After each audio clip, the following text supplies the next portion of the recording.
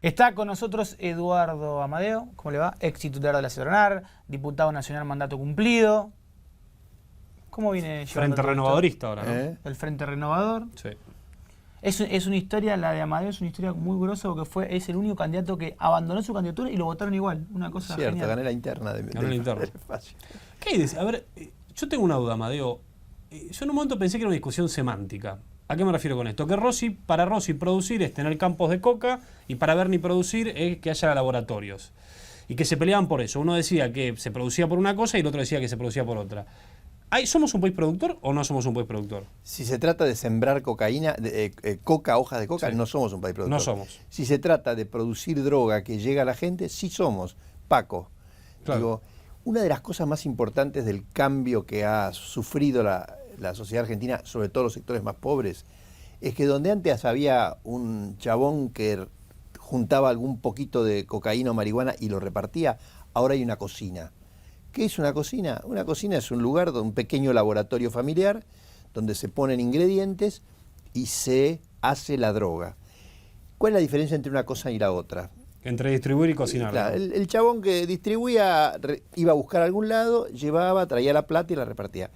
El tipo que tiene la cocinita tiene que buscar la droga, tiene que buscar los precursores químicos, mueve mucha más plata, está armado, etcétera. Entonces, la droga se va metiendo de maneras más complejas en las villas y por eso hay tanta muerte, porque se discuten actividades productivas, entre comillas, y mucho más dinero. Bueno, el secretario de Seguridad, Sergio Berni, en el medio de toda esta dicotomía sobre si estamos ante una cocina o no cocina, bueno, el propio Rossi, primer ministro de Defensa, dijo que en realidad él nunca mencionó, nunca dijo que se trataba de cocinas de cocaína, No. sino que dijo que eran Productor. había cocinas de, por ejemplo, drogas sintéticas.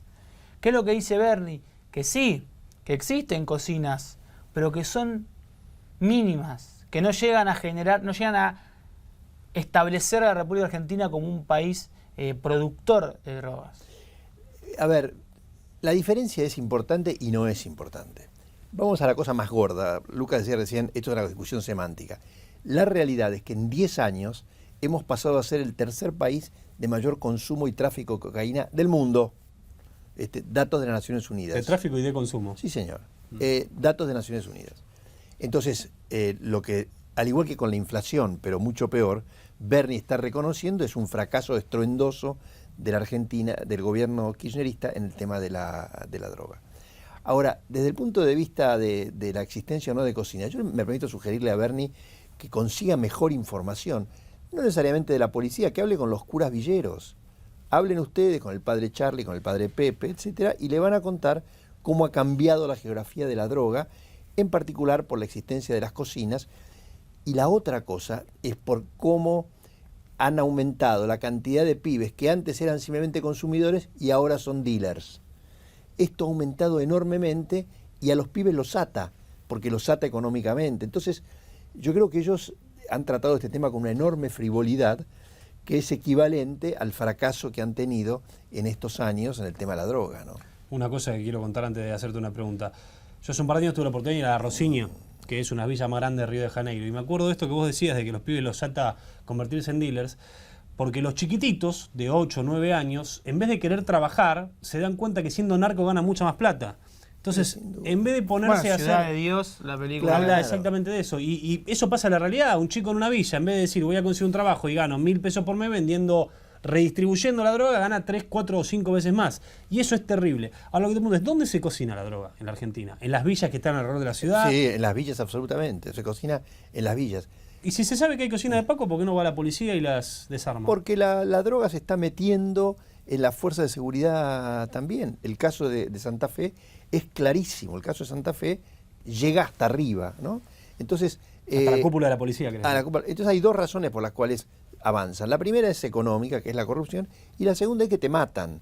O sea, miren, me contaba uno de los padres en la 11-14 que una vuelta hubo una discusión de vecinos que lo querían ir a ver a Macri para pedirle una cosa, y era que enrejasen los pasillos, lo cual es un delirio, porque vos, suponete que vos laburás de noche y llegás a las 2 de la mañana a tu casa, tenés que tocar el timbre para que un vecino te abra la reja. Es Y ante imposible. cualquier situación... Que enrajasen Podés los pasillos de la claro, villa. porque tenían terror por el tema de la circulación de los narcos y el nivel de violencia que hay.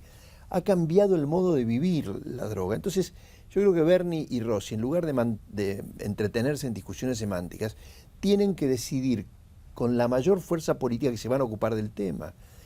Yo los he criticado mucho porque el año pasado estuvimos 8 meses sin secretario de la Cedronar, ¿no? Aparte de que ¿La Cedronar sirve para algo? la Cedronar obviamente tiene que existir, sirve mucho, primero porque vos tenés que tener un tipo sentado, si hubiera un gabinete, entonces si se reuniese el gabinete, vos tenés que tener un tipo sentado en el gabinete haciéndole acordar a todos los ministros que hay un problema con la droga. Segundo, sirve para hacer programas, debería servir para hacer programas de prevención, programas de atención. El drama es que un tratamiento cuesta muy caro, por lo tanto, si no, uno no tiene plata, necesita que el gobierno lo ayude. Tercero, hay otras cosas como el tema de los precursores químicos, un problema muy complicado para traducirle a la gente. En la cocina o en la gran fábrica de cocaína, vos tenés que combinar hojas o basura con ácidos, etcétera, etcétera, para producir el producto.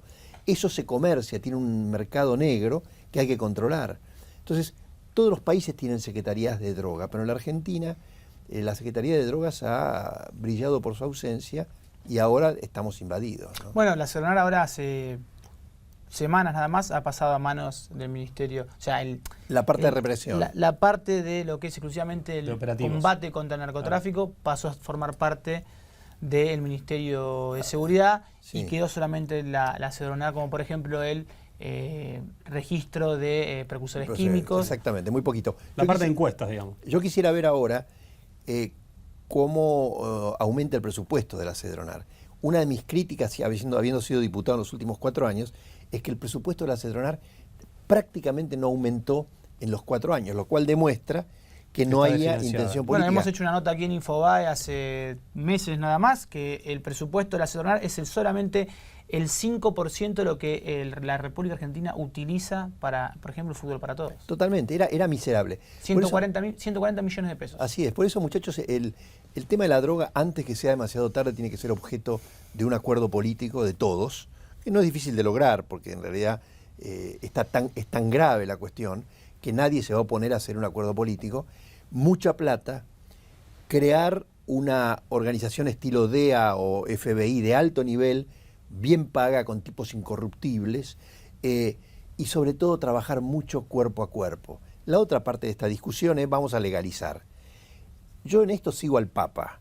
Digo, Francisco en Río, en la reunión de Río de los jóvenes, sí, dijo, cortémosla con los atajos mágicos. El tema de la droga requiere laburo cuerpo a cuerpo, entrar en la villa y trabajar con el pibe, porque los pibes no se drogan porque son malos, los pibes se drogan porque no tienen destino. Como me dijo uno, yo trabajé mucho tiempo en una villa en la capital, y un pibe, ¿en qué villa se puede saber? En la 1114. Un pibe me dijo, flaco, yo me drogo para rajarme, porque no soporto, tengo una vida miserable. Entonces, legalizar o no legalizar da lo mismo. A ese pibe vos tenés que acercarte, trabajar cerca con él, trabajar con la escuela, con la salita, con los curavilleros, etcétera. ¿Vos decís que legalizar o no afecta a la clase media y no donde está el verdadero problema? El problema de la legalización, y esta es mi gran diferencia con Mujica y compañía, es que cuando yo no estoy de acuerdo con que un pibe que lo agarran con un porro en el bolsillo lo metan preso. Eso es una tontería. Ahora, ¿cómo le digo yo a mis hijos o a mis nietos que está mal consumir drogas si el Estado te la produce y te la vende? Hay un problema de mensaje. Una de mis grandes diferencias, por ejemplo, con Vicky Donda, a quien quiero y respeto muchísimo, es que yo creo que el tema de drogarte no es un acto individual de me drogo porque se me canta y está todo bien. Es un problema social. Entonces, ¿por qué la sociedad necesita aplaudir al tipo que se droga? Todos podemos vivir muy bien sin drogarnos y sin emborracharnos. Entonces, cuando vos proclamás el tema de la legalización, le estás diciendo a la sociedad, el Estado va a producir la marihuana, te la va a entregar, etcétera. No está mal drogarse, ¿no? ¿Seguimos en la línea masista de si enganchás a un nieto tuyo con un porro, le pegas un sopapo? No, si engancho un nieto mío con un porro, le hablo. Pero un correctivo no...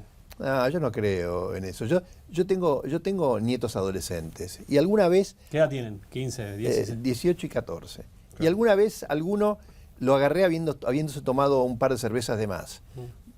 Lo peor que podía haberle hecho es fajarlo. Me senté y le dije, no seas tonto. Digo, te arruinó la noche, te sentiste mal, etcétera. Lo que hay que hacer es conversar. Ahora el problema es que hay muchos pibes que no tienen quien los abrace. Estás solo. En la Villa 1114 el 55% de los hogares no tiene papá, son mamás. La mamá labura todo el día, el pibe no tiene quien lo cuide. ¿Y por qué no tienen papás? ¿Qué dato Porque ese? el papá se fue, porque la mamá es mamá soltera, etcétera. Entonces, el Estado, laburando con los curavilleros, con la iglesia, etcétera, tiene que acercarse al pibe, abrazarlo, ni matarlo, como proponen algunos, ni legalizar, que es como institucionalizar la joda, ¿no? ¿Pingüino tiene alguna pregunta más? Recién usted mencionaba el tema del alcohol, ¿no? Ayer escuchaba un especialista en términos de adicciones de la Universidad de Buenos Aires que decía que evidentemente está confirmado, y lo confirma, que el alcohol sigue siendo la puerta de entrada a las drogas más duras, y marihuana, cocaína.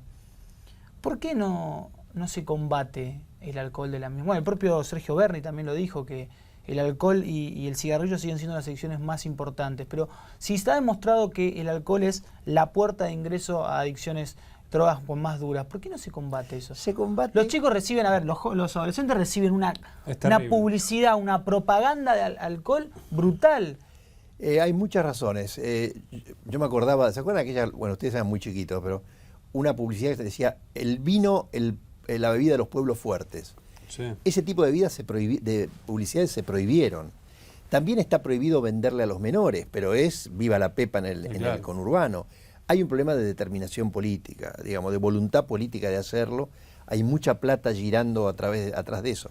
Yo estoy absolutamente de acuerdo que el tema del alcohol debe ser objeto de una política pública más fuerte. Pero recuerden ustedes cuando Duhalde hace un tiempo planteó la cuestión de la nocturnidad y el alcohol, Sí. que casi lo matan, y yo creo que tiene razón. O sea, en ningún país del mundo la gente no duerme nunca y todo el mundo aplaude. Porque uno puede divertirse perfectamente hasta las 3 de la mañana, ¿no?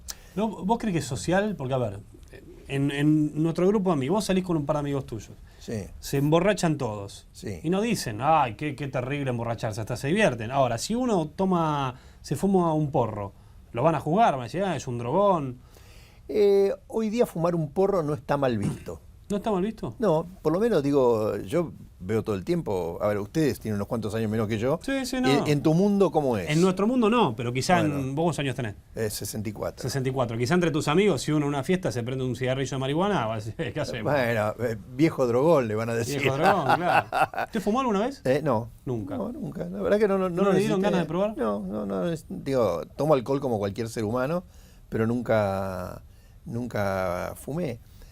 Yo no creo que hay que perseguir al tipo que se fuma un porro de vez en cuando. No hay que aplaudirlo, No, está claro. no hay que meterlo preso, y no tiene que haber una política de Estado que haga que vos puedas comprar marihuana a la vuelta, menos aún cocaína. Yo creo que este tema de las legalizaciones absolutas y de que se pueda vender en la farmacia es una forma de cortar por el atajo. No hay soluciones mágicas para la droga. Esto es mucho laburo, mucha decisión política, mucho cuerpo a cuerpo, e ir de a poco solucionando el problema, ¿no? Lo liberamos, Lo Amadeo. liberamos porque usted tiene que ir a otra reunión. Eduardo Amadeo, gracias por estar en Infobae TV. Y bueno, nos quedó claro, ¿no? Totalmente. Al menos la visión desde este lado. Gracias por estar en Infobae TV. Gracias, muchachos. Clase en serio.